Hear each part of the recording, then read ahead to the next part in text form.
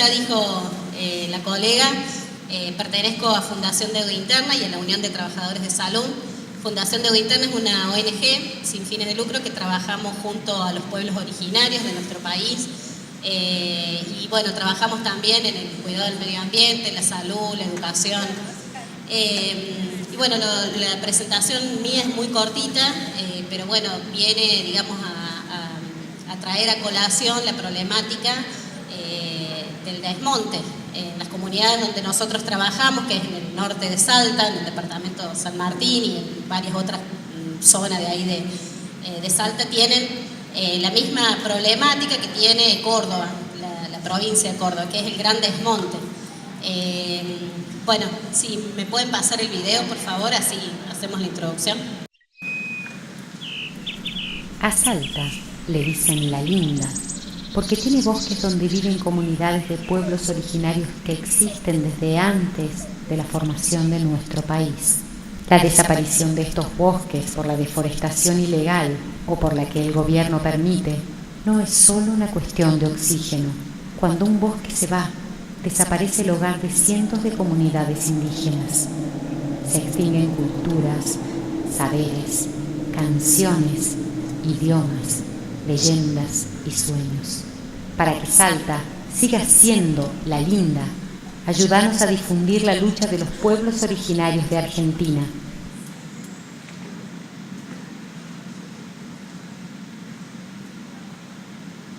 Bueno, cortita la imagen como para representarnos la gran problemática que tiene no solo los pueblos originarios, sino muchas de las ciudades del resto de la Argentina, ¿no? Ahí donde estaban la Maca y la Cami, que son dos chiquitas wichí, convive una comunidad de 60 personas y bueno, como ven, han quedado en el medio de un sembradío de soja, en donde pasan los aviones fumigando y donde hay muchísimas problemáticas de salud relacionadas a eso. Desde el año 2010, la Comisión Nacional de Investigación del Genocidio, que está conformada por integrantes de las comunidades originarias, trabaja año a año en la firma de un documento que ellos le han denominado Documento Tierra, que bueno, justamente es sinónimo de todo esto que venimos trabajando en el día de hoy, ¿no? El Documento Tierra, que es el Tratado Interétnico para la Refundación de la República Argentina, está adscripto desde las comunidades Compi, Lagá, Wichí y bueno, y el resto de los blancos, como nos dicen ellos, que estamos acompañando este proyecto. En ese documento ellos plasman la necesidad no solo de salud, que por ahí es lo que nosotros normalmente pensamos que pueden estar necesitando, sino que marcan fundamentalmente el problema territorial y el problema del desmonte, del gran desmonte que están sufriendo. Paralelo a eso, por supuesto que en Córdoba también sucede lo mismo, pero bueno, básicamente en estas comunidades, como decía el video, no solamente es una cuestión ecologista y de principios, sino que bueno, en eso se va la cultura, los saberes, los sentires de toda la población. Y bueno, y también todo lo que es medicina, comida, o sea, va mucho más profundo toda la cuestión, ¿no? En este documento Tierra ellos adscriben y bueno, y hacen referencia a que quieren que se les respete, que se respete en todo el territorio de la República Argentina a los recursos naturales como intocables, o sea, los glaciares, todo lo que es monte, todo lo que es ríos, mar, que se respete a la madre tierra y que sea intocable y no se pueda vender y no se pueda, digamos, hacer esto que es el extractivismo. Así que bueno, simplemente eso, era contarles un poco la situación que están viviendo ellos y la que estamos viviendo también en Córdoba, que ya mis compañeros van a hablarlo más profundamente. Pero que Fundación también está acompañando en este reclamo porque la verdad que nos estamos quedando sin monte con las consecuencias que ya estamos viendo que suceden. Así que bueno, gracias por el tiempo y muchas gracias. Bueno, nosotros vamos a hablar acerca del tema de la Ley de Ordenamiento Territorial de Bosques Nativos y vamos a empezar un poco como con la historia para poder entender qué es lo que está pasando hoy en día, porque en realidad lo que viene pasando en la provincia es un gran déjà vu de lo que fue hace ya desde hace 10 años más o menos.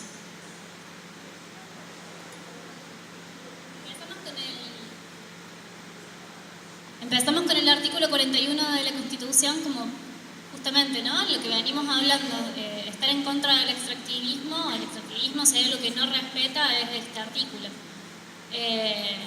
donde nosotros creemos que es sumamente importante el tema de que no solo hay que cuidar el ambiente en el que vivimos, sino también esto de que hay que preservar el ambiente y que no se puede hacer una actividad en desmedro de qué le va a quedar a las generaciones futuras. Bueno, esta es una tasa de la deforestación en el mundo, en la que en ese momento Córdoba estaba en el ranking más alto de desmonte a nivel mundial.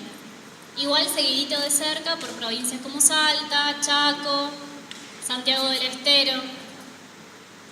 A raíz de que esto queda demostrado de esta forma, es que pasa al siguiente. En el año 2005 sale la ley de desmontes. O sea, lo curioso de Córdoba es que tuvo primero una ley de desmontes y después recién una ley de bosques nativos. En realidad esta ley lo que establecía es que no se podía tocar un árbol, no se podía deforestar, no se podía desmontar nada, justamente por el momento de emergencia en el que estaba la provincia con esa altísima tasa de desmonte. Y lo que habilita, lo que pone como figura esa ley de desmonte del 2005 es el tema de multas, arrestos, ¿cómo se llama?, clausuras a los campos. O sea, el tema de tener castigos, digamos, penales, que eso antes no estaba ni siquiera reglamentado. Es una imagen que ha circulado muchísimo, el porcentaje, digamos, y la capa de deforestación de bosque nativo que había hace más de 100 años atrás y lo que actualmente queda, ¿sí?, que quedan apenas 500.000 hectáreas en buen estado de conservación, que es apenas un escaso 3% de bosque nativo en la provincia de Córdoba. En el año 2007 aparece que va a cumplir en noviembre 10 años la famosa Ley de Presupuestos Mínimos para Conservación de los Bosques Nativos, donde establece los principios precautorios y lo que dice es que cada provincia tiene que desarrollar su ordenamiento territorial de los bosques nativos para poder acceder a los fondos participativos de nación en el área de preservación de los bosques. Le daba un plazo de 1 año a cada provincia. Entonces, bueno, ahí lo que surge es que se conforma la Comisión de Ordenamiento Territorial de los Bosques Nativos, que es más conocida como la COTBN, y empiezan a surgir las acciones que hace la COTBN, que son 7 talleres regionales de participación ciudadana. Fueron 2 años de trabajo en los que todos los técnicos trabajaron realmente a pulmón. Ahí está, más cómodo. Se elabora un proyecto de ley que es presentado en una audiencia pública, tal como lo estaba estableciendo la ley, la 26.331, generada en el año 2007. Y ese proyecto de ley tomó estado parlamentario, ¿sí? Empezó a ser tratado en la legislatura. Y tenía el apoyo de más de 50.000 firmas de ciudadanos, porque como fue justamente un proyecto que se trabajó en toda la provincia, la ciudadanía sabía de lo que se estaba hablando y ya viendo, digamos, que los intereses de las asociaciones ruralistas iban por otro lado, esa fue como una forma de tener un antecedente ya previo. Hacia el año 2010 finalmente se sanciona la actual ley vigente, que es la 9.814, y que se aprueba el 5 de agosto a las 2 de la mañana. Esta ley, en realidad, que es la que tenemos vigente, no es la del proyecto que había elaborado la COTBN. Entonces uno se pregunta cómo ocurrió esto. Cuando se conforma la COTBN, también estaban, además de técnicos, las universidades, ciudadanía, asambleas, estaban asociaciones ruralistas como por ejemplo Cartes, que es la Confederación de Asociaciones Ruralistas de la Tercera Zona, que son los que están principalmente nucleados en todo lo que es el arco noroeste de la provincia de Córdoba, que es donde justamente queda bosque nativo.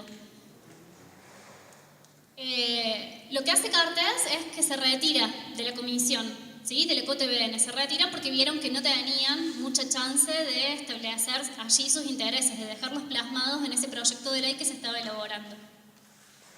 La Secretaría de Ambiente, una vez que se presenta en audiencia pública, el proyecto elaborado por COTBN lo refrena durante 4 meses. Ahí le da un plazo a las asociaciones, a Cartes y junto con Unión por Córdoba para elaborar un nuevo proyecto de ley. El proyecto de ley, después de los 4 meses de la audiencia pública, cuando entra la legislatura que había tomado estado parlamentario, vuelve otra vez a las rondas de consultas. Eso venía bien siendo todo, digamos, en orden, tal como tiene que ser. Vuelven otra vez los técnicos, se trabaja durante 8 meses otra vez en la legislatura, se hacen correcciones a ese proyecto de ley, ya estaba ahí a punto para ser aprobado. Pero el 3 de agosto el oficialismo presenta un nuevo proyecto de ley sin haber hecho ni siquiera una mínima audiencia pública, que si bien las audiencias públicas, justamente al no ser vinculantes, lo estuvimos hablando la mañana, no es en sí el proceso participativo, pero por decir, aunque sea tener el decoro de haber hecho una audiencia pública como para pasar por lo que está pidiendo como mínimo la ley nacional, ¿sí? O sea, cualquiera entiende que las leyes nacionales rigen a las leyes provinciales y las provinciales no pueden ir en contra de lo que está estableciendo una ley nacional. Y bueno, finalmente el 5 de agosto se aprobó ese proyecto de ley que había presentado Unión por Córdoba. Obviamente en respuesta también en ese momento hubo masivas marchas, se peló a las 50.000 firmas y demás, pero no se logró modificar en ese momento la ley. Lo que sí se logró, y pasa a la próxima, en el 2010, desde la Universidad Nacional de Río Cuarto, se presentó una declaración de inconstitucionalidad ante la Corte Suprema Nacional de Justicia, justamente porque estaba violando un montón de principios de los precautorios de la 26.331, la ley madre a nivel nacional. Y debido a eso, se falla a favor, digamos, de lo que se estaba reclamando la Universidad de Río Cuarto, y eso le implicó a la provincia que durante 3 años no recibió los fondos de participación de la nación para enriquecimiento y preservación de los bosques nativos. Y en realidad, bueno, después, a través de unos decretos que hizo, en ese momento era el gobernador de la Sota, logró más o menos adecuar y se hizo como de una forma súper exclusiva, se le permitió a la provincia de Córdoba que bueno, que sí, está bien, como que se adecuó a lo que pide la ley nacional. Bueno, eso es el panorama hasta el 2010. También la 26.331, la ley nacional, lo que dice es que cada provincia tiene que actualizar su mapa de ordenamiento territorial de bosques nativos cada 5 años. Wow. Bueno, vamos más rápido. Ahí es donde empieza otra vez, como había que actualizar el mapa, empiezan otra vez las rondas de reuniones para volver a tener una actualización. Entonces, aparece este proyecto de Unión por Córdoba en realidad.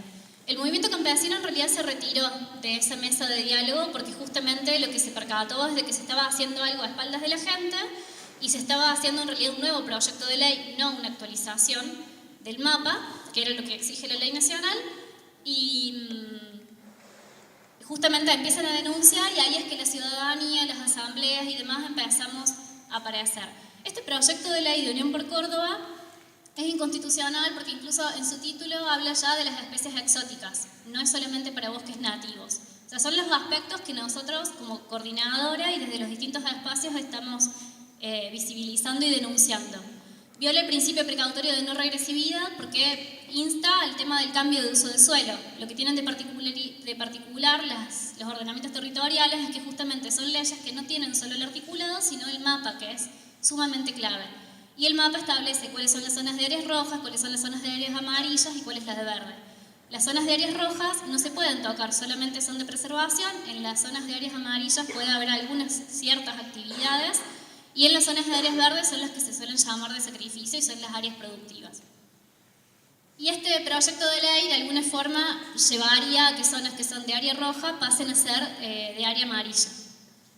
Bueno, nunca presentaron el mapa, hasta el día de hoy ellos nunca presentaron el mapa, entonces no sabemos qué es lo que se está regulando y es un tema que es clave. Bueno, el tema de que no hubo la convocatoria del proceso participativo, habilita el rolado y la minería. El rolado solamente deja los árboles maduros y esta acá es una cuestión clave porque nosotros entendemos por bosque un ecosistema en sí, después Wenceslao va a hablar mejor de esto, pero ellos consideran que el bosque son solo los árboles maduros. No prohíbe el desmonte químico y todos sabemos que cuando una ley no prohíbe algo lo está permitiendo. Y justamente disminuye los montos de las multas y suprime la pena de arresto ante los desmontes. Y bueno, excluye del monte nativo los matorrales y también viola el convenio 169 de los pueblos originarios, ya que ni siquiera fueron consultados, que es lo mínimo. Bueno, en los últimos 15 años los departamentos del norte de la provincia perdieron 4 veces la superficie de lo que es la ciudad de Córdoba, o sea, 140.000 hectáreas, y el avance de la frontera agropecuaria es el mayor responsable de esto, porque en realidad la soja ha ido desplazando la ganadería y la ganadería lo que ha ido haciendo es desplazar o quiere meterse justamente en las áreas de bosque nativo. El lema de Unión por Córdoba y de los ruralistas es la de producir conservando. Y bueno, ahí empieza para hacer las actividades de la coordinadora. Nosotros a esta ley le llamamos la ley Ecocida, este proyecto de ley. A la del 2010 le llamamos la ley del desmonte. Se conforma la coordinadora en el mes de diciembre del año pasado. Tiene esas 7 regionales: Punilla, Sierras Chicas, Sureste, Tras la Sierra, Calamuchita, Parabá, Chasca, Regional Córdoba Capital, el Movimiento Campesino de Córdoba y los pueblos originarios. Estas son una serie de acciones que son como las más visibles que hemos ido haciendo. La vigilia que hubo, la vigilia fue después, perdón. Primero se hizo una mesa afuera como con una gran radio abierta y ese fue el primer acto de repercusión y ahí es cuando nace la coordinadora porque nos empezamos a encontrar asambleas y organizaciones principalmente de Córdoba, pero que fuimos nucleándonos todas las áreas de la provincia. Estas son, bueno, logramos que se frene una audiencia pública que querían hacer en una localidad que está al límite de Santiago del Estero, está a apenas 10 kilómetros de Santiago del Estero, una población que se llama Villa de María del Río Seco. O sea, era absurdo hacer una audiencia pública en un lugar al que no se puede llegar. Esto era una cuestión clara de que la gente no querían que llegue la gente. Hicimos ahí la primera acción legal, que fue presentar un recurso de amparo y se declaró nula esa audiencia pública. Esa fue la primera marcha de 10.000 personas, que fue el 28 de diciembre, o sea, la ley, el proyecto de ley entró el 6, no lo pudieron aprobar, le frenamos otra vez el 13 y lo volvimos a frenar otra vez el 28, con 10.000 personas entre Navidad y Año Nuevo en las calles de Córdoba de toda la provincia. Bueno, después hicimos también una marcha en Cosquín, que también fue muy simbólica por ser una cuestión en pleno verano. Y ahí empezamos a hacer la juntada de firmas para un reclamo administrativo, que es la segunda acción legal de la coordinadora, que genera un antecedente con las firmas que avalan que estamos reclamando que el proceso de actualización sea de forma participativa, como dice la ley nacional. Esa fue una conferencia de prensa donde se dejaron asentados los posicionamientos de la coordinadora. Y bueno, llegamos a la marcha del 1 de marzo, que fue la realmente grande, multitudinaria, de más de 40.000 personas, el festival, bueno, también el apoyo de artistas, Doña Jovita, que por ahí eso es como lo que más ha ido trascendiendo en los medios. Esa es la imagen de la marcha. Bueno, buenos días. Continuando con esto que decía Cele, con respecto a este anteproyecto, es como podemos claramente dimensionar que toda dominación está asociada a un marco institucional que asegura su legitimidad y perdurabilidad. Es por eso que tenemos que comenzar a comprender y aprender el modo de dominación y se deben indagar los mecanismos objetivos presentes en el marco institucional. Mecanismos con doble eficacia que instauran relaciones durables de dominación y disimulación de esas relaciones. Y es por eso que también surgen todas estas estrategias de resistencia y como coordinadores se fueron haciendo. Dentro de la coordinadora también fue menester dar definición a lo que es el bosque nativo, lo que nosotros entendemos como bosque nativo, una definición que es superadora con respecto a lo que establecía el CONFEMA, Nosotros desde la coordinadora entendemos al bosque nativo justamente como un ecosistema complejo dentro de las problemáticas ambientales, son socioambientales, son sistemas complejos, son problemas complejos, por lo tanto es entender este paradigma de complejidad. Y después, incorporando los diferentes estratos, tanto el herbáceo como el arbustivo y arbóreo, es fundamentalmente importante esto, considerar los bosques de renoval, que son futuros bosques maduros, que al no tenerlo en cuenta en la actual definición es donde entra en juego lo que es el rolado y lo que terminaría con el futuro monte que crecería.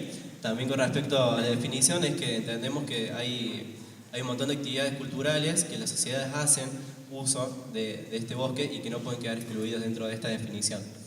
¿Qué tan importante es para nosotros, para la sociedad toda, el bosque nativo? Podemos decir que es lo que nos da la estabilidad ambiental, lo que reduce la erosión hídrica, la erosión eólica, captación de agua, captación de nutrientes.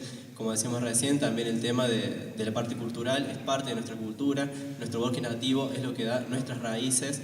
Es aparte un filtrador de agua de lluvia, producción de oxígeno, además. Podríamos decir desde el INTA cuánta agua de lluvia absorbe cada terreno. Un campo de soja absorbe 30 milímetros por hora. Un campo con pasturas absorbe 100 milímetros por hora y un monte nativo absorbe 300 milímetros por hora. No es que llueve más, sino que queda menos monte nativo, eso es evidente. ¿Y cuánta agua absorbe el cemento? Nada. Queda en Córdoba actualmente menos del 3% de bosque nativo. Es verdaderamente una crisis alarmante dentro de la provincia, que justamente este anteproyecto de ley viene a disminuir encima a la mitad estas zonas de protección. ¿Por qué queda tan poco? Bueno, por el nacimiento y la llegada de lo que fue la Revolución Verde. Tenemos el ingreso de transgénicos al país en el 96, después de 1970 al 2000 se produce la pérdida de 1 millón de hectáreas por conversión a cultivos anuales. La soja ocupa el 60% de las tierras cultivadas, el monocultivo de soja y maíz desplaza a las comunidades ganaderas y lo que queda de las comunidades ganaderas avanza sobre el bosque. ¿Y qué pasa si nos quedamos sin bosque? Bueno, las napas están cada vez más altas, se producen todas las inundaciones que vemos cuando transitamos las rutas, los campos están completamente inundados. Cuando tuvimos que venir para acá, por La Pampa, tuvimos que hacer un desvío justamente porque las rutas están cortadas. Creo que es más que visible la verdadera problemática que hay por no prestar la atención debida y el accionar correspondiente ante esta causa. Después hay pérdidas de saberes y la identidad, un gran entramado social que nos atraviesa y que nos da nuestra cultura, migración de campesinos a las periferias de las ciudades, alta pérdida de biodiversidad, entre ellas las abejas necesarias para la existencia humana. En suma, un gran desequilibrio ecosistémico y climático, y además, sin monte no hay parla. Al parecer eso es como el mensaje que hace que entienda, porque le decís todo lo otro y se inunda todo, y bueno, y no te dan mucha bola, pero le tocas el Fernet y se mueve. Esto es un bosque, ahí vemos una diversidad de especies, una interacción, un gran equilibrio, y eso es lo que quieren que creamos, que es un bosque, solamente un monocultivo de coníferas. Quieren hacer que la Sierra de Córdoba parezcan los Alpes suizos, y nosotros tenemos nuestra Sierra de Córdoba con nuestra diversidad y nuestras especies. Acá podemos ver la diferencia entre especies exóticas y especies nativas autóctonas. Después de una tormenta intensa, el área de las especies exóticas, por no ser del lugar, no presenta la misma resistencia y la misma adaptabilidad a las condiciones climáticas que se dan en nuestro territorio, a diferencia del cultivo de las especies nativas, que sí lo soportan y dan fe de lo que es el territorio y ancestralmente de lo que se soportaba y se vivía. Acá son unas imágenes de diferentes actividades que se fueron realizando. Bueno, esta fue la gran consigna de la marcha del 1 de marzo y con la que vamos ahora, ¿no? Porque en realidad es esto, digamos, el bosque nativo no son solamente los árboles y ni siquiera solamente las hierbas para hacer el fernet y la fauna, sino que también nosotros somos el monte que marcha. Bueno, esto es por el tema del proceso participativo que establece el COFEMA, que tiene 4 manuales de cómo debería ser el proceso participativo de actualización y vamos pasando, porque si no. Nosotros como coordinadora elaboramos lo que llamamos la 5ª cartilla, la que llamamos de presupuestos mínimos, para, digamos, de qué es lo que entendemos como proceso participativo, qué es lo mínimo que se tiene que cumplir para que realmente esto sea un proceso participativo. Y fue presentada en la legislatura y en distintas instancias, también en la Secretaría de Ambiente. Esto fue también, bueno, un logro en realidad debido a reuniones y debido a justamente la nacionalización del conflicto y la resistencia que fuimos haciendo, que fue la Comisión de Ambiente del Senado sesionar en la provincia de Córdoba tratando este tema. Esta es la tercera acción legal, que fue una denuncia penal por 5 expedientes a los que tuvo acceso un periodista y los puso a disposición de la coordinadora y los técnicos legales, en la que en esos 5 expedientes se da cuenta de desmonte de más de 20.000 hectáreas, que como para hacernos una idea, 20.000 hectáreas equivalen a 40.000 canchas de fútbol. Y eso solamente en un par de meses, me parece que esos expedientes me parece que eran del año 2015. Dentro de las universidades de la provincia se fueron expidiendo. Río Cuarto lo hace por medio de su resolución del Consejo Superior número 123, en el cual en su anexo hace un gran documento de análisis de lo que es el cuerpo del proyecto de la ley, generando observaciones y posibles redacciones alternativas que serían más afines a lo que uno quisiera que debería contemplar este anteproyecto. Después tenemos la resolución de Villa María por resolución del Consejo Superior número 084, en el cual se basa mucho en lo que hizo Río Cuarto, aparte del análisis técnico que se hicieron desde la licenciatura en Ambiente y Energías Renovables y la Ingeniería en Agronomía de la universidad, y en cual en sus últimos 3 artículos pide explícitamente el archivo del proyecto y un proceso ciudadano un proceso de participación ciudadana para lo que es el armado del mapa territorial.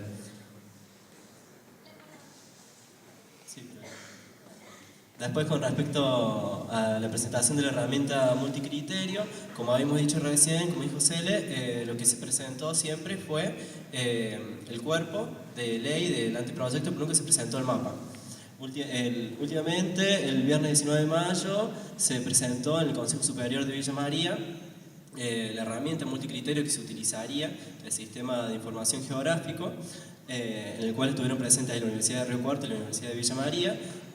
Ahí provincia hace la presentación y nos deja en la universidad la tarea de generar nosotros una respuesta de qué pensamos sobre eso, del cual ya Río Cuarto y Villa María ya generaron el informe y no están de acuerdo con el armado de esta herramienta, que deja de lado lo que son determinadas capas, como la capa de desmonte, la capa de infracciones, la capa de pueblos originarios y un montón de otros más.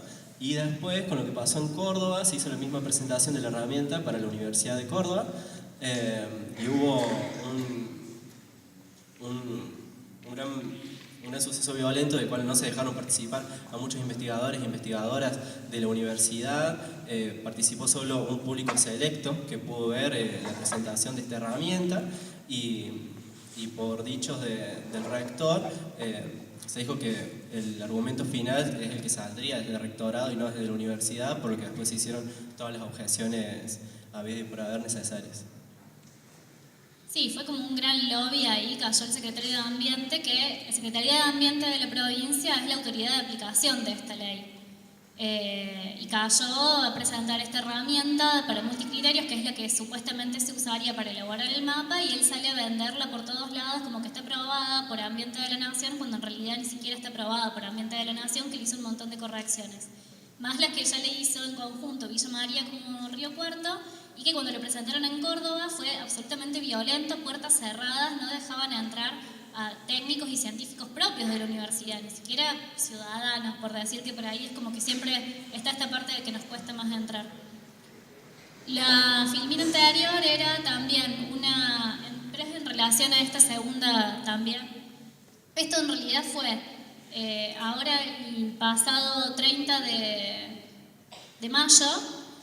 que fue una nueva reunión de la legislatura en la que vienen trabajando en comisión el proyecto de ley, en el que ahí el secretario de provincia, o sea, el secretario de Ambiente, les concede a los legisladores que lo que están haciendo en cuanto a la participación ciudadana para este proyecto de ley está bien.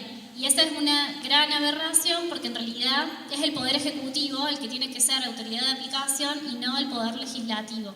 Que eso es como la consigna clave, digamos, que estamos exigiendo como coordinadora. Bueno, como se nos va el tiempo, vamos a ir pasando como más rápido ahí para terminar. Y bueno, ahora el 28, anda pasándolas. El 28 de ahora de junio, que es un miércoles, tenemos la próxima gran marcha, que también va con la consigna de Somos del Monte que Marcha y exigiendo el archivo de ese proyecto de ley de Unión por Córdoba, del oficialismo, y el verdadero proceso participativo para esto. Un poco complementando el tema del bosque, yo voy a hablar un poquito sobre las mentiras del agronegocio, ya que el agronegocio es uno de los temas de esta jornada contra el extractivismo. La siguiente, tiene un sesgo de salud, obviamente, mi conversación. La situación que tenemos actualmente, esto es un mapa del Ministerio de Agricultura de la Nación. Tenemos más de 25 millones de hectáreas con cultivos transgénicos y en estas áreas hay muchísimos pueblos y pequeñas ciudades donde, sacando las grandes ciudades, contando pequeños pueblos, se cuentan 12 millones de personas que están en contacto prácticamente con estos campos. La siguiente. La primera mentira del agronegocio, la más fuerte de todas, es que los agrotóxicos no son tóxicos, ¿no? Y que, bueno, el INTA ya con este gobierno ha sacado una directiva que se comentó mucho acá, en el sentido de que no se puede hablar más de agrotóxicos, aunque en la literatura portuguesa, científica, los agroquímicos, los pesticidas, en inglés se dice pesticidas, en portugués se dicen agrotóxicos directamente. En Argentina o en España o en nuestro idioma se los quiere llamar agroquímicos, o sea, son sustancias químicas que se usan en el campo, pero el INTA también los quiere llamar fitosanitarios o defensivos agrícolas, ¿no? O agrarios, o sea, siempre mostrando su buena característica, que son remedios, ¿no? O de última son productos, ¿no? Que es como los llama la gente en el campo, que también dice que son remedios, ¿no? Y que inclusive durante muchísimos años se aseguró de que se podía tomar un vaso de Roundup lleno de Roundup y que no te pasaba absolutamente nada. Eso era parte de una propaganda maliciosa, aunque está demostrado por estudios científicos que se hicieron en suicidas en la India, que todas las personas que tomaron un vaso de Roundup, todas fallecieron, ¿no? Eso está publicado en la literatura científica, aunque el ministro de Ciencia y Tecnología del anterior gobierno y del actual gobierno, que es el mismo, dice de que, repite lo mismo, dice que es como agua con sal o que se puede tomar un vaso de Roundup. Y lo ha dicho en la radio, ¿no? En las radios públicas, en la radio de las madres de Plaza de Mayo, en una entrevista que lo tenemos grabado con Eve Bonafini. O sea, esto en realidad encierra la intención de hacernos creer de que estos productos no generan ningún tipo de daño y que los podamos usar masivamente. La siguiente. Inclusive, actualmente se está difundiendo material para las escuelas primarias donde se habla de fitosanitarios y con todos los beneficios que tienen estas sustancias. Este es un material editado para las escuelas. La siguiente. Nosotros en el área de salud venimos viendo un grave problema vinculado a la exposición a estas sustancias. La siguiente, que ya lo hemos comentado en otras oportunidades acá en La Pampa. Nosotros no vemos que los agrotóxicos no sean tóxicos. Nosotros lo que vemos es que, como hacer en el Chaco, a medida que fue creciendo la cantidad de hectáreas sembradas de soja, por lo tanto las áreas fumigadas y por lo tanto la población expuesta a esas sustancias tóxicas con las que fumigaban, en la misma magnitud y en la misma evolución en el tiempo, aumentaban la cantidad de niños que nacían con malformaciones, ¿no? O sea que había una relación directa en el tiempo y en el espacio entre la exposición a los agrotóxicos que genera la soja transgénica, que es resistente al Roundup, y la cantidad de niños que nacen con malformaciones. La siguiente. Normalmente nacen solamente 2 niños o menos de 2 niños malformados cada 100 nacimientos. Y eso se debe a los problemas que tiene la genética o la naturaleza, que son pocos problemas. Tiene nada más que un 2% de niños que nacen malformados, de cada 100 niños que nacen. Pero nosotros estamos viendo hasta 6 o 7% de niños que nacen malformados. No es mucho, pero es el doble o el triple. Y tenemos de cada 100, 4 chicos que nacieron malformados a causa de esta exposición. Esto es una verdadera injusticia, es un verdadero crimen, es una verdadera situación que no se debería permitir, ¿no? Y es lo que está pasando en Tucumán, en Misiones, en Santa Fe, en muchos lugares. La siguiente. El otro problema son los cánceres, ¿no? Los cánceres se están multiplicando en toda la zona donde la aplicación de agrotóxicos es masiva. La siguiente. Uno de los casos más típicos es lo de Barrio Ituzaingó, en Córdoba.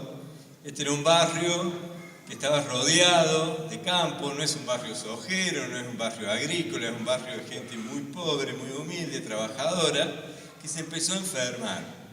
Y se empezó a enfermar y las madres del barrio empezaron a protestar, a cortar las avenidas, a ir al centro, a hacer denuncias, sin saber bien lo que pasaba. Cuando marcamos en el plano del barrio dónde vivían los enfermos de cáncer, que son los puntos rojos, encontramos que en las 3 cuadras más cercanas a los campos se concentraba el 90% de los enfermos de cáncer. Ese barrio tenía 200 enfermos de cáncer en 5.000 personas, una barbaridad. O sea, claramente quedó demostrado que la exposición a los agrotóxicos de esas personas, porque se fumigaban estos campos que estaban acá, era generado por esa exposición. La siguiente. Después hemos estudiado nosotros y la Facultad de Medicina de Rosario muchos pueblos y hemos encontrado los mismos números que había en Barrio Ituzaingó, como ser en Monte Maíz, que nosotros estudiamos en el 2014, la población que nosotros estudiamos tendría que haber tenido nada más que 11 enfermos de cáncer, que se le había hecho el diagnóstico ese año, y nosotros encontramos 35. O sea que encontramos 24 enfermos de cáncer de más. 24 personas que si hubieran vivido en la ciudad de Córdoba, no se hubieran enfermado de cáncer. Y los marcamos en el mapa donde vivían y vimos que había algunos sectores del pueblo donde había mayor cantidad de enfermos y esos sectores eran donde había depósitos de agroquímicos adentro del pueblo. También medimos en este pueblo el agua, medimos el aire y la tierra, tomamos muestras y medimos los agrotóxicos y encontramos que la cantidad de glifosato, como ser, que había en las calles del pueblo era enorme, tenía más de 3.000 partes por millón de glifosato, lo cual mostraba que la exposición a estos químicos era sumamente alta. La siguiente. Ese trabajo fue publicado este año en una revista científica de medicina norteamericana. La siguiente. Los mismos números que nosotros encontramos en Monte Maíz, la Universidad de Rosario estudió este pueblo que se llama María Juana, encontró idénticos números que los nuestros, ¿no? Siguiente. Inclusive, más allá de las personas enfermas, lo que se nota muy rápidamente es que en los pueblos agrícolas la gente se muere de cáncer. Normalmente, en nuestro país, el 25% de las muertes es por problemas cardiovasculares. O sea, 1 cada 4 personas que fallecen en un año mueren por problemas del corazón. Y de cáncer muere el 20% de las personas. O sea, 1 cada 5 personas. Pero nosotros encontramos hasta el 30% de muertos por cáncer o más. En algunos lugares de Entre Ríos hemos encontrado el 50% de personas que fallecen en un año por cáncer. O sea, 1 cada 2 personas. Y morirse por cáncer es bastante indeseable, es una enfermedad bastante grave. Fíjense, estos son datos del Ministerio de Salud de Córdoba. En la ciudad capital o en Carlos Paz, siempre la mortalidad de cáncer es menor al 20%. Pero en los pueblos agrícolas no, va aumentando cada vez más. La siguiente. Inclusive, acá cruzando un mapa de agricultura, donde están las zonas más intensamente sembradas por soja, con el mapa del cáncer de Córdoba y Santa Fe, encontramos que donde hay más soja, hay más muertos de cáncer, ¿no? O sea, hay una coincidencia muy fuerte, muy similar a la que encontramos en el Chaco. La siguiente. Los abortos son otro de los problemas. La siguiente. Y bueno, hay un sinnúmero de información científica publicada que muestra que los agrotóxicos son tóxicos, ¿no? O sea, la única literatura que dice que los agrotóxicos no son tóxicos es literatura que, si uno busca a los autores, encuentra que son científicos rentados por Monsanto o por Bayer, o sea que tienen conflicto de interés y tienen interés en decir que estos venenos no son venenosos. La siguiente. Conocemos muchos detalles, la siguiente, muchos detalles de cómo actúan los agrotóxicos y tenemos muchas pruebas de que esto es realidad, ¿no? Esta noticia ustedes la conocen bien, son de los diarios de La Pampa del año pasado. La cantidad de vacas que murieron por tomar del bebedero agrotóxicos que no son tóxicos. O sea, estuvieron lavando la máquina con el agua del bebedero y las vacas se murieron. O sea, si no son tóxicos, porque se murieron las vacas. Fíjense, acá habían desmalezado, habían pasado el herbicida por los bordes y las vacas murieron. El problema es que también tenemos esta práctica de utilizar estos agrotóxicos para la producción de todos los alimentos, no solamente de soja y maíz transgénica, no solamente de granos que nosotros creemos que no consumimos, sino que recientemente, la siguiente, el SENASA informó de la contaminación de frutas y verduras que consumimos a diario. Esto muestra cómo es la distribución de los agrotóxicos en el año 2012 y el 20% de los agrotóxicos se usan en alimentos que nosotros ingerimos directamente, inclusive la vid, el vino. La siguiente. Bueno, este es un cuadro del último informe del SENASA, que vamos a comentar algo de esto. La siguiente. Estos son datos a nivel mundial. En Alemania se encontró que las cervezas estaban contaminadas con glifosato. En California se encontró que los vinos estaban contaminados con glifosato. Y esta foto es de acá. Esta foto de Argentina. Ustedes ven cómo han desmalezado abajo de los viñedos, para que en vez de desmalezar con una maquinita, con método físico han tirado el glifosato que va a quedar en la uva y va a quedar en el vaso de vino que vamos a tomar a la noche. La siguiente. Otra mentira es que los cultivos transgénicos consumen menos agrotóxicos. Ese fue otro de los argumentos, de que utilizando estas semillas se iba a usar menos agrotóxicos. La siguiente. Sin embargo, la realidad muestra que esa mentira era una trampa absoluta, ¿no? Porque en el año 90, en todo el país se consumieron 38 millones de kilos de agrotóxicos, y en el año 2015 estamos consumiendo 380 millones de kilos. O sea, aumentó más de 1000% la cantidad de agrotóxicos que consumimos. La siguiente.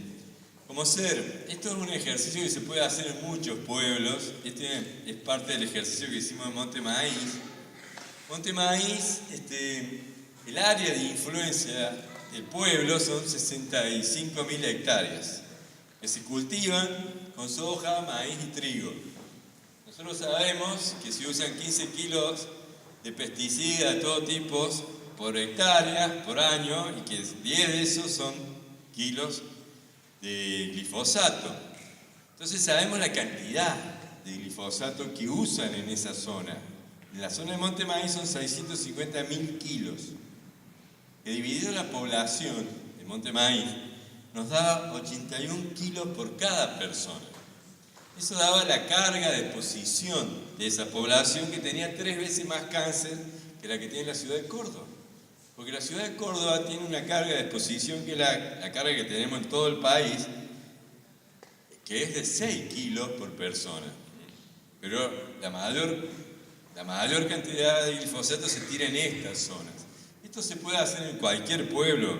Acá en La Pampa hay que averiguar por departamento cuánto se está sembrando y sabemos que cada hectárea de soja o de maíz tiene tanta cantidad de pesticidas por año, y sabemos la población que tenemos, sabemos a qué estamos expuestos. También hay otros datos, no nuestros, sino de ingenieros agrónomos de la Sociedad Rural de Santa Fe, que coinciden con nuestros datos. La siguiente. Supuestamente íbamos a usar menos y estamos usando más. Y lo que hemos visto es que la superficie cultivada en los últimos 20 años aumentó un 50%. O sea, nosotros pasamos de 20 millones de hectáreas a 30 millones de hectáreas, incluyendo todos los cultivos.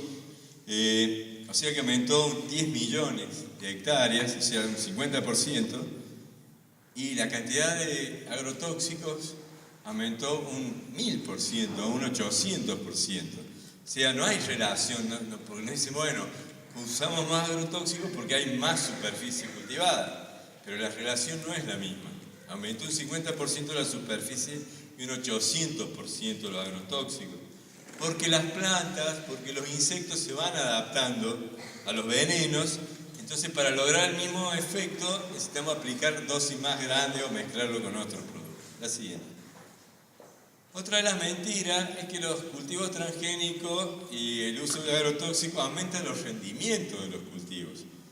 O sea que por hectárea voy a tener mayor producción, lo cual tampoco es tan cierto, porque en los últimos 20 años el rendimiento promedio de todos los cultivos pasó de 2,2 toneladas a 3 toneladas por hectárea. O sea que aumentó un 36% el aumento del rendimiento, y el aumento de agrotóxicos aumentó un 800%, o sea, no hay relación. Aparte de que hay muchos ingenieros agrónomos que nos dicen que el aumento de rendimiento por hectárea es porque dentro de la hectárea ahora hay más hilera de plantas, y la separación entre planta y planta también es menor, entonces hay más plantas por hectárea. No es por los agrotóxicos ni por las semillas.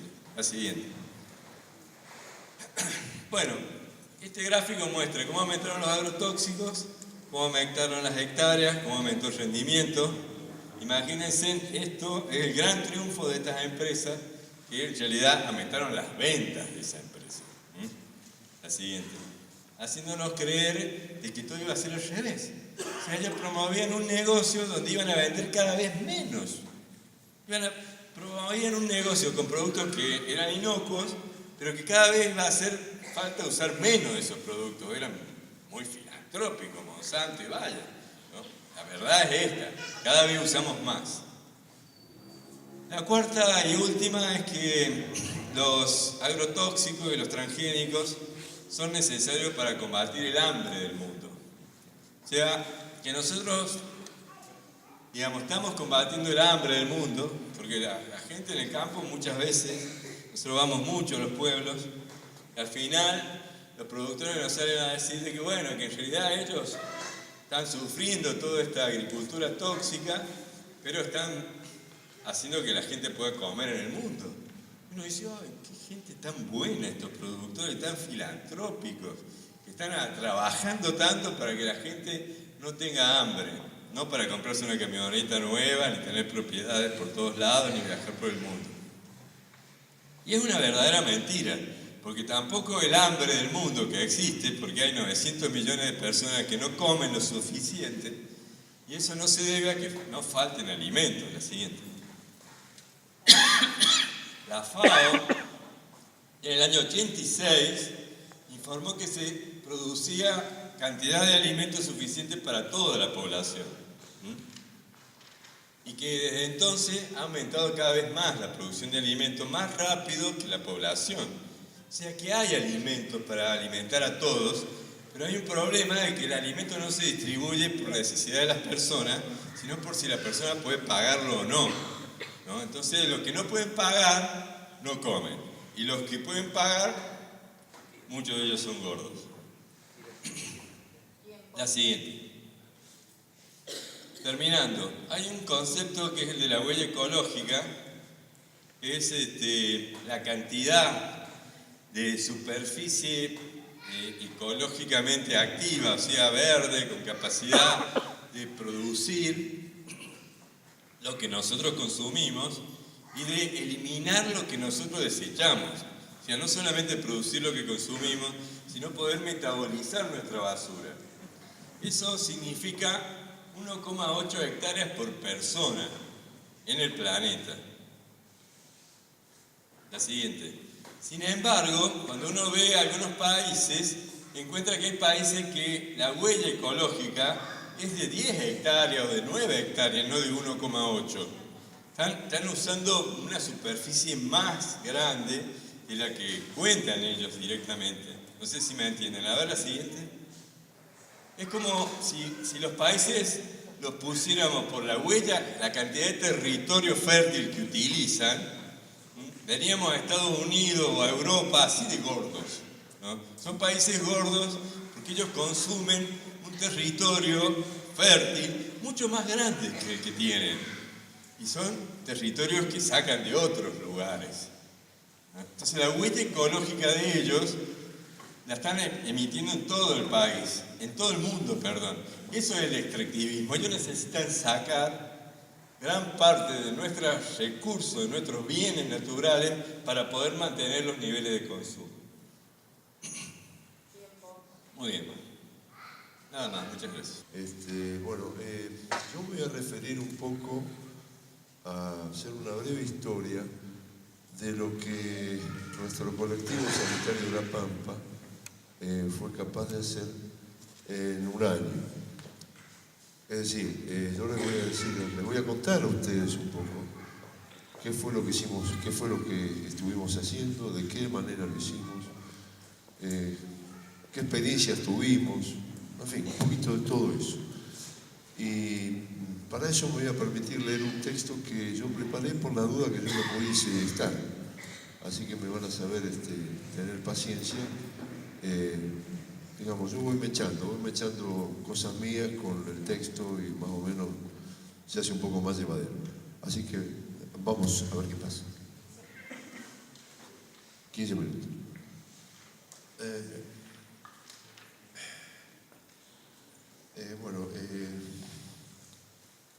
Estamos acá y yo lo primero que dije fue, sí, ¿por qué nos juntamos? Nos juntamos porque en realidad nos une el espanto, ¿no? O sea, a todos los que estamos acá nos une el espanto ante lo que está ocurriendo y que de alguna manera Medardo lo acaba de expresar y todos los compañeros que nos han precedido, digamos, estando acá arriba, desde la mañana hasta hoy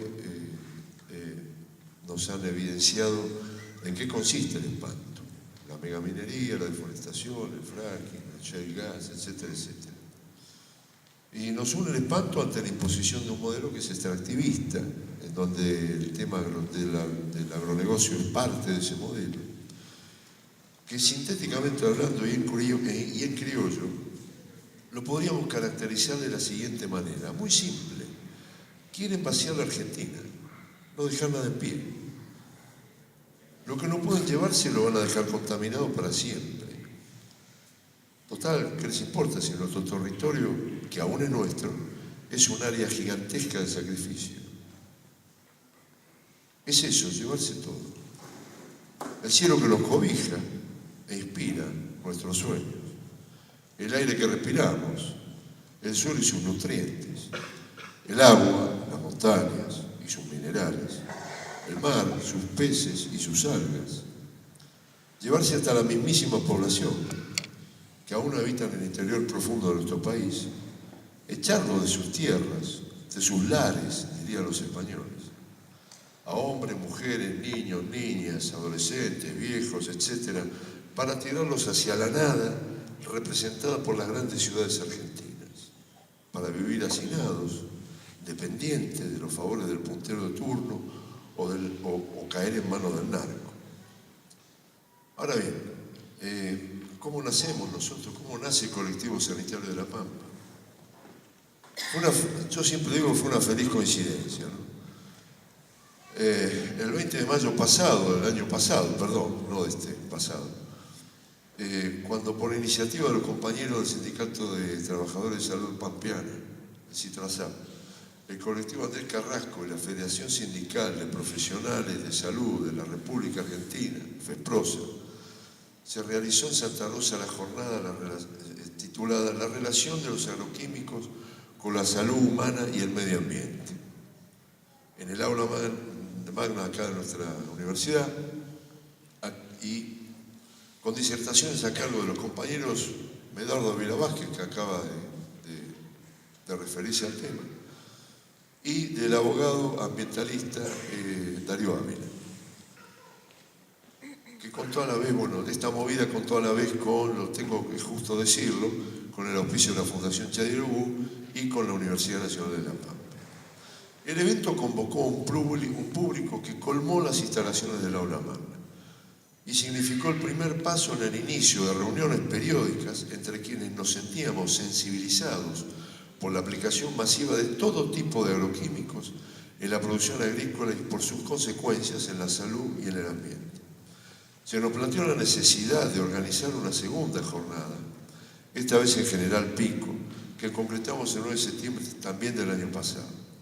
En ella participaron el agroecólogo Eduardo Cerdá y una vez más acá el compañero Medardo Ávila Vázquez. De la misma manera que había ocurrido en Santa Rosa, fue muy numeroso el público asistente que incluso llegó de pueblos cercanos. Un aspecto a destacar y que realmente nos llama mucho la atención, creo que a todos nos debe llamar la atención, tanto en Santa Rosa como en General Pico, para escuchar y participar con sus preguntas, inquietudes y reflexiones, fue increíble la cantidad de chicos jóvenes, de jóvenes que se allegaron a esa jornada, lo cual de alguna manera nos pinta un panorama promisorio, digamos, en lo inmediato, ¿no? Y en lo inmediato también. Quienes participamos de dichas jornadas y quienes las organizamos, provenimos de diferentes experiencias, de compromiso y de militancia, ¿no es cierto? Es decir, somos parte de organizaciones sociales, sindicales, políticas, culturales e independientes. Elaboramos una serie de objetivos comunes para trabajar, que acordamos, pensamos, ¿no es cierto? Ellos se fundamentaron en posicionamientos éticos y de política ambiental, como así también consideramos las acciones a seguir y su proyección a futuro. Así, casi un año atrás, un 23 de junio, nace nuestro colectivo sanitario de La Pampa, que viene a ocupar un espacio vacío y que viene a interpelar sobre todo al modelo extractivista, al agronegocio y a la agroindustria de insumos que depende de los mercados globales. Es decir, al poder corporativo empresarial coaligado con el poder político que hacen tabla rasa o pretenden hacer tabla rasa en los distintos territorios de nuestra querida Argentina. Viene a poner arriba de la mesa un tema que en nuestra provincia, como en el resto del país, del monocultivo sojero transgénico contaminante, estuvo oculto por casi 2 décadas. Ustedes recuerden que fue en febrero de 1996 cuando se autoriza la Secretaría de Agricultura, Ganadería, Pesca y Alimentación de la Nación, en ese momento, encabezada por Felipe Solá, autorizó la soja RR, digamos, resistente al glifosato, con un documento que le acercó Monsanto. O sea, Monsanto le hizo el paper y él le puso la firma y buenas noches, acá estamos. Los objetivos que nos fijamos son muy simples, hablo del colectivo, ¿no? Y a la vez sustanciales, porque humildemente creemos que hacen a nuestra esencia humana y se emparietan con la tierra que nos acoge y con el suelo que pisamos y habitamos. Tiene que ver con el buen vivir y con la posibilidad de hacerlo de otra manera, y no como nos lo imponen desde otras latitudes del norte del mundo. Tiene que ver con la posibilidad de recuperar y sostener aquellos linajes ancestrales suramericanos, hoy solapados y menoscabados, por una forma de vida alienante, que destruye subjetividades y arrasa todo a su paso, o por lo menos esa es su intención, si lo dejamos, por supuesto, esto está claro. Los objetivos que nos fijamos en concreto son hacer todo lo posible que esté a nuestro alcance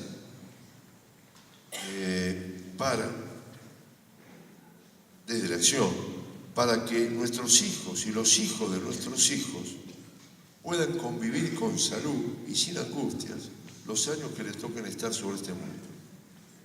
El otro es, del mismo modo, proteger y bregar por el ambiente que nos rodea, que, como dijera la doctora Vandana Shiva, somos nosotros mismos, y como se dijo esta mañana acá, somos el ambiente también nosotros, que a la vez, digamos, nos contiene, porque los estados, nosotros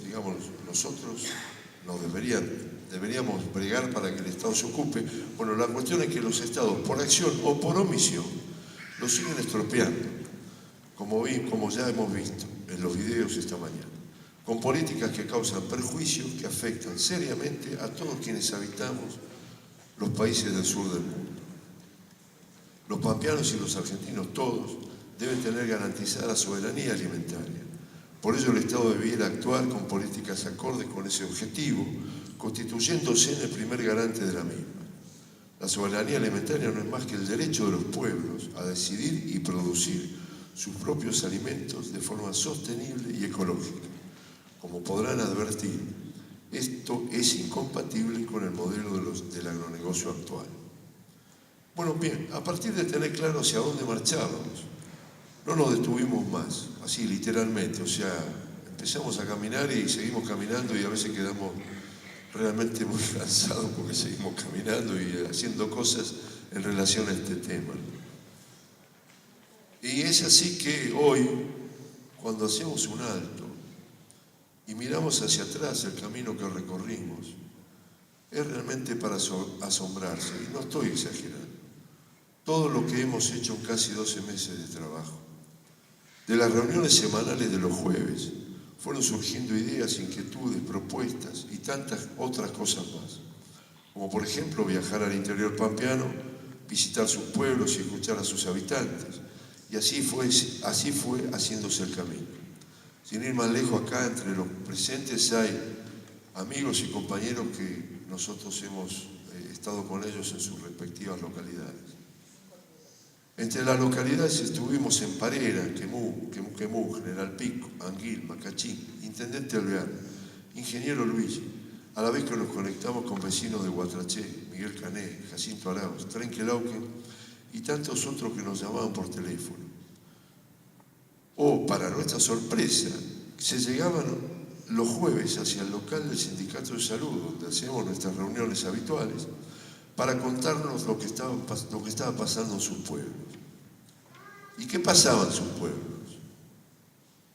Silencios, temor, enfermedades y muerte, por un lado. Por el otro lado, un estado de cosas instituido, convalidado socialmente, que impedía o ahogaba todo arrebato de indignación y de una acción en consecuencia. Es decir, yo me indigno y hago algo, o me indigno y me como todo y me enfermo. Bien, nos impusimos como tarea prioritaria informar y escuchar a nuestros pampeanos que habitan en los pequeños pueblos rurales del interior y también de pueblos más grandes y de ciudades como Pico y Santa Rosa. También realizamos gestiones ante diversos organismos estatales y privados, confeccionamos un proyecto de ordenanza tipo que fuimos distribuyendo en algunas localidades donde grupos de vecinos la presentaban en sus consejos deliberantes. Todo lo cual, como imaginarán, provocaba algo así como una conmoción en cada una de esas sociedades. Es decir, vinimos a llenar un vacío que era más que evidente y del cual nadie se ocupaba, ni quienes debían aplicar las normas legales y velar por su cumplimiento, como tampoco los productores particulares por desidia, desinterés, comodidad o por bancar ese estado de cosas totalmente anormal y dañoso para los seres humanos, los animales y el ambiente en general. Actuamos y nos movilizamos porque queremos poner las cosas en su sitio.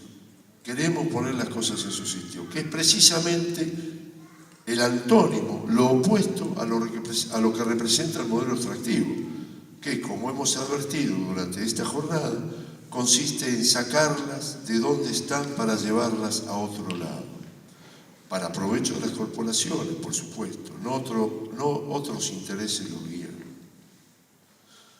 No es fácil la tarea, tampoco imposible. La realidad nos muestra que estamos en un momento político especial. Es necesario e imprescindible salir de la trampa del inmediatismo electoral en el que estamos metidos para poder ser capaces de pensar el país de aquí a 30 años. En todos los rincones de la Argentina debemos interpelar a los supuestos candidatos para que digan qué van a hacer desde el Parlamento Nacional con el modelo extractivista. Antes de terminar, quiero mencionar que no le cupo no le quedó otro remedio al gobierno provincial que aceptarnos, convocarnos. Hemos estado en reuniones con funcionarios de menor y mayor rango y, estamos participando, ya veremos hasta cuándo, de una subcomisión, de una comisión provincial de sanidad vegetal que se está ocupando de estudiar y analizar la modificación de la ley 1173 de La Pampa, que es la ley de agroquímicos. En eso estamos también. Bueno, al fin, como les decía, compañeros y compañeras, la senda está señalada por las resistencias y los movimientos ecoterritoriales, de los cuales muchos de quienes aquí se encuentran y hoy nos acompañan forman parte. Y aparte de todo esto nos sentimos muy orgullosos de tenerlos con nosotros. Estamos seguros que lo micro, lo pequeño, puede enfrentar, hostigar y aún imponerse sobre lo macro, representado por los intereses de las gigantescas corporaciones transnacionales que deciden con sus políticas, coaligados con los estados, el destino de nuestro continente suramericano y de sus pueblos. Vaya por mi intermedio el enorme abrazo afectuoso y fraternal de nuestro colectivo sanitario de La Pampa para todos ustedes y, como siempre, les deseamos lo mejor a la vez que quedamos en contacto con vuestras organizaciones para, entre todos, ir tejiendo una red que semeje una tela de araña en la que caigan todos los que nos quieren sojuzgar y transformar a la Argentina en un desierto, en un espacio vacío que, aunque parezca mentira, también despertaría la avidez una vez más, de quienes aún insisten en atropellar y ocupar lo que no está poblado, porque al fin de cuentas el poblar implica dominio y presencia. Muchísimas gracias y espero haberles sido útil.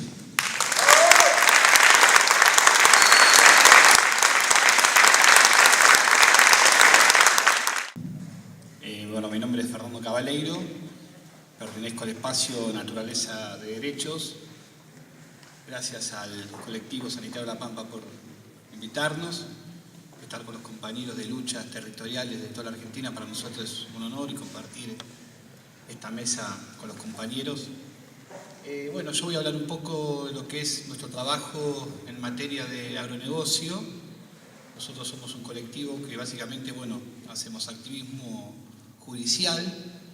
Encaramos esta problemática del agronegocio hace exactamente 10 años que venimos haciendo el activismo judicial, básicamente en la provincia de Buenos Aires. Nuestra primera acción se inició en el año 2008 con un trabajo previo en la localidad de Alberti.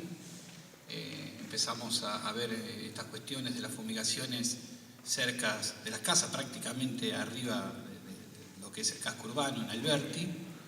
Se fumigaba en una franja que estaba lindante al casco urbano. Ahí decidimos ir a la justicia en marzo del 2008, interpusimos una acción de amparo con una medida cautelar que la justicia declaró procedente. Después esa medida fue confirmada por la Cámara Civil del Departamento Judicial de Mercedes. Fue el primer antecedente que hubo, donde lo que hicimos fue pedir la aplicación de una ley que está vigente en la provincia de Buenos Aires, que está con un decreto reglamentario que era desconocido por toda la gente, inclusive por las autoridades, que establece una prohibición de fumigar a menos de 2 kilómetros del casco urbano. Después, bueno, al año siguiente, sobre esa misma franja, el mismo productor volvió a fumigar con mosquito. Ahí en Alberti hay una ordenanza que establece que no se puede fumigar a menos de 1000 metros, salvo que las condiciones climáticas lo permitan. Con lo cual, bueno, es una excepción que es muy amplia y es muy difícil de determinar. Entonces, ahí lo que nosotros planteamos, que básicamente casi como nuestra tesis, es que exigimos que la utilización de agrotóxicos, la actividad agropecuaria con la utilización de agrotóxicos, previamente a su ejecución tiene que contar con una evaluación de impacto ambiental. O sea, el que fumiga, el que utiliza este producto, tiene que demostrar que lo que está utilizando es inocuo para la salud humana. Y eso es a través del instrumento de la evaluación de impacto ambiental que contempla básicamente, bueno, la Ley General de Ambiente y la mayoría de las leyes provinciales de protección ambiental. Si alguna actividad puede provocar un daño significativo a la salud y al ambiente, previamente tiene que contar con una certificación de que no va a producir un daño. Eso lo que hace es invertir la carga a la prueba, es decir, no son los afectados, no son los vecinos los que tienen que acreditar la relación causal del daño, del impacto en la salud con el uso de agrotóxicos, sino que el que utiliza ese producto es el que tiene que demostrar que esa actividad es inocua y que no va a afectar a la salud. Eso, bueno, no se está haciendo. Nuestro trabajo justamente fue plantearlo porque la legislación no obliga al que utiliza agrotóxicos a realizar la evaluación de impacto ambiental, pero la ley,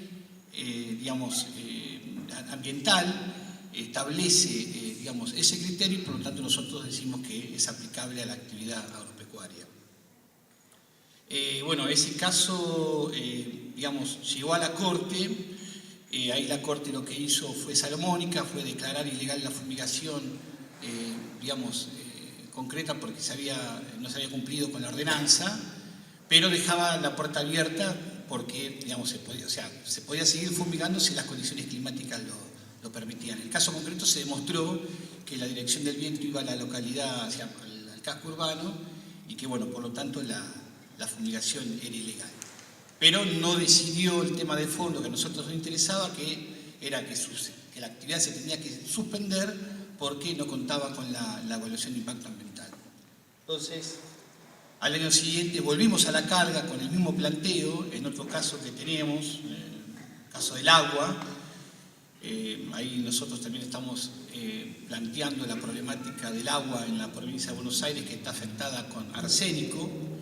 En su momento interpusimos en el 2009 una acción judicial pidiendo al municipio de Alberti que realice las obras necesarias para garantizar a toda la población el agua potable. Es decir, hoy, como pasa en gran parte de las localidades de la Argentina, las plantas, de tratamiento de agua lo que hacen es extraer el agua subterránea y hacen un clorado y se manda directamente a la red domiciliaria, sin analizarse ni evaluarse las sustancias que pueden tener, salvo algunas localidades donde hoy se exige, por ejemplo, la presencia de agrotóxicos. Bueno, en ese caso del agua de Alberti lo que logramos una medida cautelar, porque demostramos que tenía presencia de altos niveles de arsénico. Logramos en esa medida cautelar que se le distribuyera agua a todos los vecinos en sus casas y en los colegios y en los establecimientos sanitarios.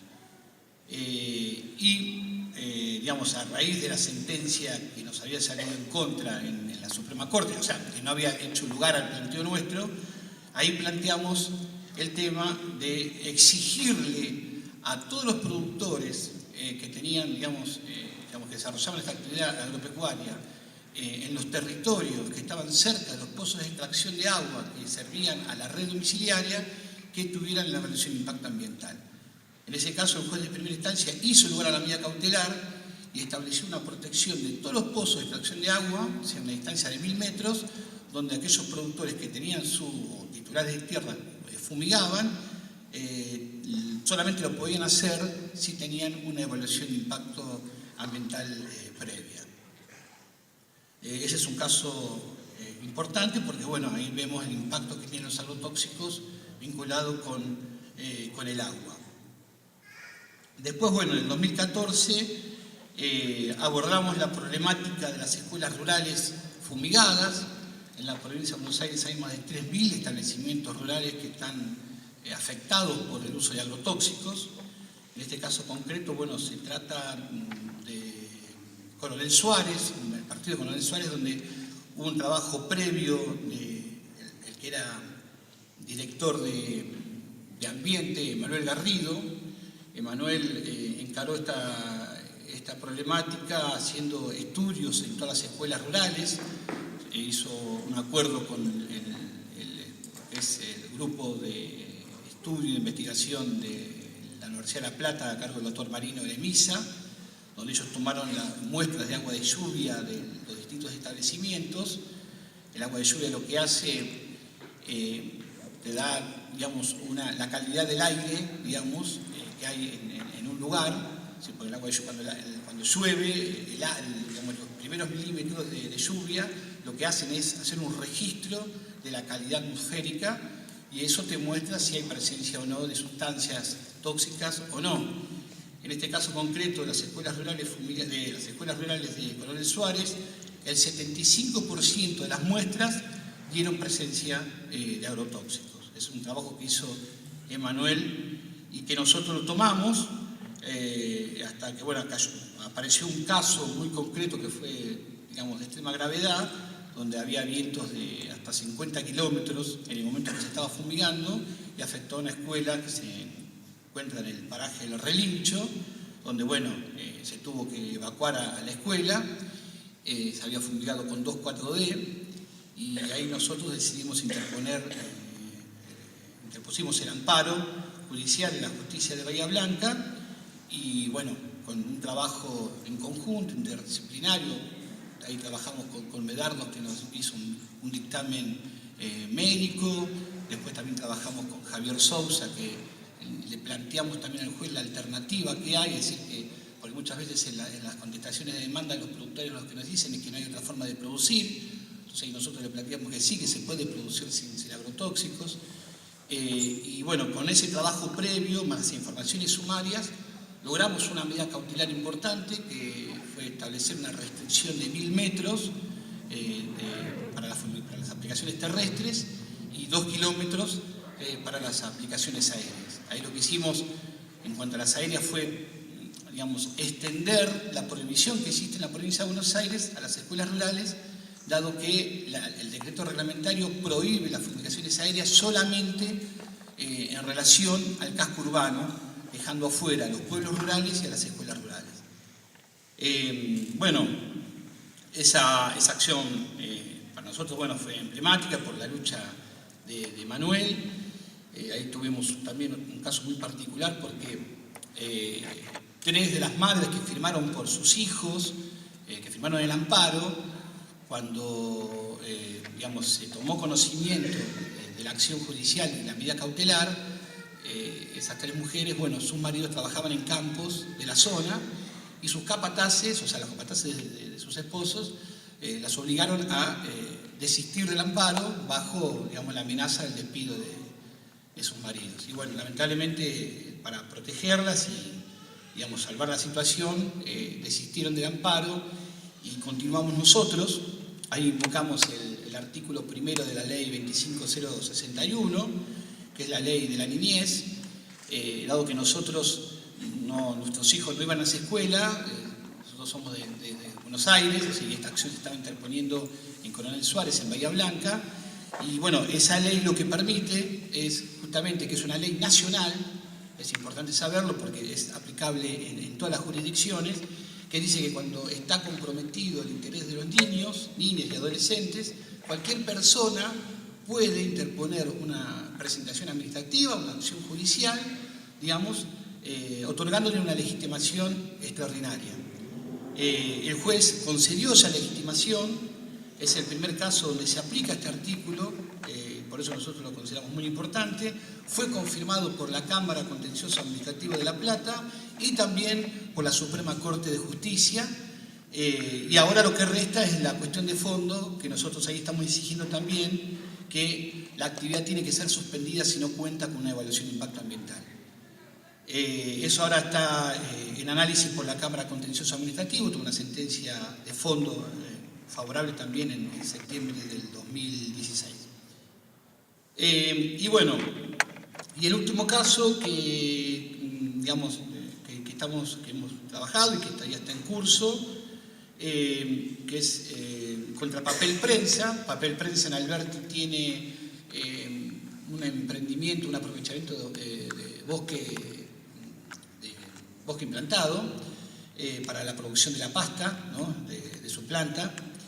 Ahí, bueno, tuvimos una sentencia adversa en primera y segunda instancia, o sea, nos rechazaron el amparo por sostener de que no se había acreditado, digamos, ningún daño. Este es un caso muy particular porque ahí en verdad nosotros lo planteábamos no en relación de los agrotóxicos en cuanto a la salud humana, sino el tema de la afectación de los agrotóxicos a la biodiversidad, que es el otro tema que también tenemos que analizar en cuanto al impacto del agronegocio. Por eso nosotros el tema de los metros lo tocamos, digamos, para cuestiones puntuales, es decir, nosotros consideramos que no se tienen que usar más agrotóxicos y que si lo quieren usar previamente tienen que demostrar que no producen absolutamente nada. O sea, la aplicación de la ley, si la ley dice declaración de impacto ambiental para cualquier actividad que pueda afectar el ambiente y la salud, la actividad agropecuaria con el uso de agrotóxicos también tiene que cumplir con ese requisito. Bueno, apelamos y llegamos a la Suprema Corte de Justicia y bueno, después de 10 años y revirtiendo lo que no nos había dado lugar en 2012, en el 2016 la Suprema Corte accedió a nuestro planteo y establece que si una actividad agropecuaria implica el uso de agrotóxicos, tiene que estar sometida a proceso de evaluación de impacto ambiental. Por lo cual para nosotros, bueno, este fallo es muy importante porque, digamos, a partir de ahora uno puede exigir, digamos, en todos los casos judiciales, que los jueces cumplan con esta doctrina que es vinculante, porque es un fallo de la Suprema Corte, más allá que ahora Papel Prensa lo lleva a la Corte Nacional y veremos ahí qué pasa en la máxima instancia nacional. Bueno, de alguna manera este es nuestro trabajo que venimos haciendo. Yo no sé si voy a poder pasar. Voy a tratar de ser rápido porque, bueno, acá lo que les quiero mostrar son los datos de lo que es el agronegocio. Estos son datos oficiales del Ministerio de Agroindustria que muestran cómo era la agricultura en el año 1970. Ustedes ven ahí el crisol que tenemos. La otra, sí. Dale. ¿Pasás? Bueno, acá en el 96, cuando se lanza la primera semilla transgénica, ahí fíjense en cómo empieza la soja a sumar en la torta, pasamos. En el 2000, fíjense cómo va creciendo, ya ahí estamos hablando de 4 cultivos, digamos que son significativos, pero bueno, con un predominio de la soja. Y este es el 2015, si ya más con el 50% afectado por la soja, el trigo y el maíz, y bueno, ya el resto que pasa a ser digamos, no importante. Bueno, estos son los números que más o menos recién hablaba Medardo, pasemos. Esto también, bueno, esto es un trabajo importante de un médico de Mato Grosso, de Brasil, Pignatti, que se tomó el trabajo de analizar cuáles son todos los agrotóxicos que se utilizan, bueno, en la soja y en el maíz. Y ahí dan básicamente, bueno, los mismos números que hablaba Medardo recién. O sea, fíjense que hablan abajo en la tablita de 12 litros kilos y de 11, ¿no? En dos, ahí la soja. Seguimos. Bueno, seguimos, pasamos que estos son números.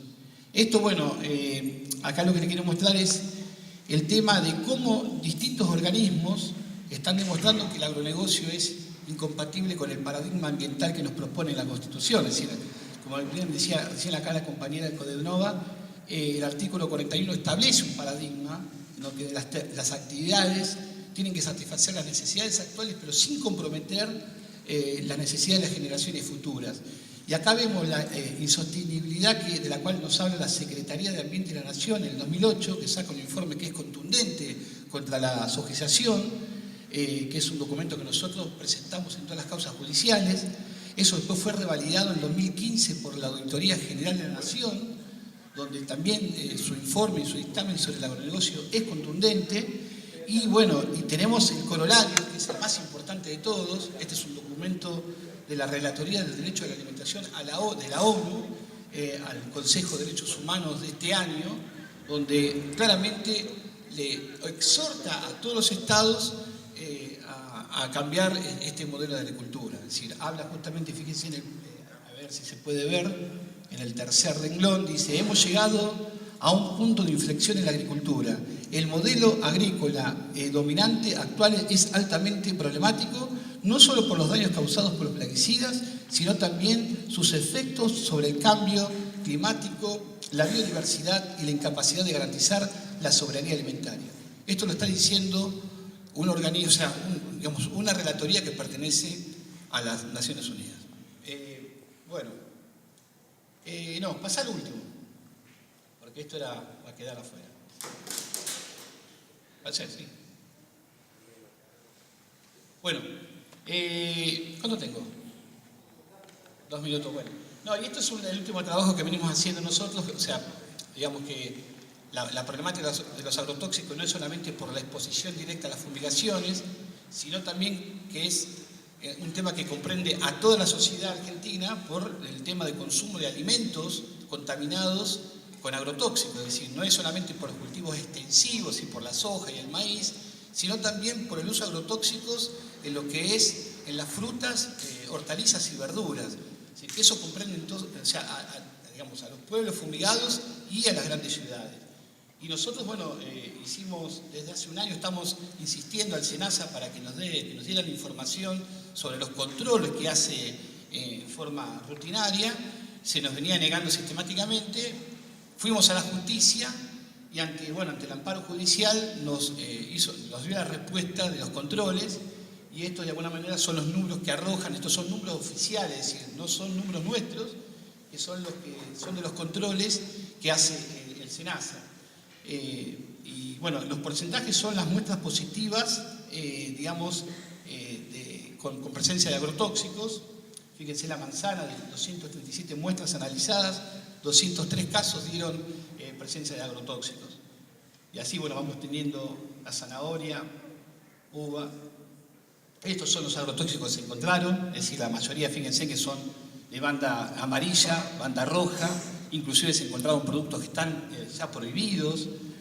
Y bueno, ahí lo que nosotros estamos cuestionando ahora, que es el trabajo que se viene con la red de médicos, es cuestionar el papel del SENASA. Si nosotros decimos que para analizar la inocuidad de los agrotóxicos, eso tiene que estar en órbita del Ministerio de Salud, sin que esto implique una garantía, porque el Ministerio de Salud también está teniendo una omisión en este tema, pero bueno, hay que partir de algo.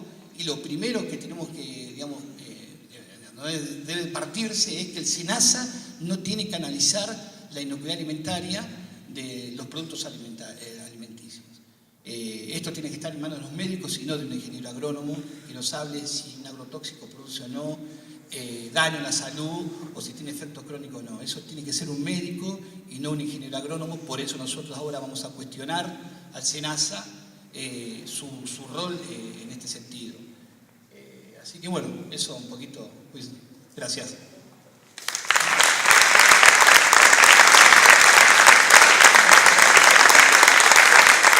Podemos decir que en la Argentina la justicia no está dando respuesta a los planteos judiciales. Es decir, hay una construcción jurídica que la ves acá y que, te digo, o sea, yo no puedo asegurar el resultado, pero es muy probable que la Corte confirme el fallo de Ituzaingó, digamos, ¿no? Y lo mismo pasa con el caso Papel Prensa. Pero bueno, te quiero decir que más allá de esos dos casos, vos tenés una construcción jurídica importante, que es lo que nosotros venimos ahora, digamos, sosteniendo, de que hay que militar para que la gente, bueno, en cada lugar pueda hacer exactamente lo mismo, es decir, replicar los casos judiciales, porque un fallo no te va a cambiar el modelo del agronegocio, digamos, te soluciona el caso concreto, pero permite construir hacia adelante para que en cada lugar, en cada espacio, en cada barrio, uno pueda aplicar ese criterio judicial. Y digo, porque en cada estos casos que vemos, ahí vos tenés una asamblea de vecinos luchando.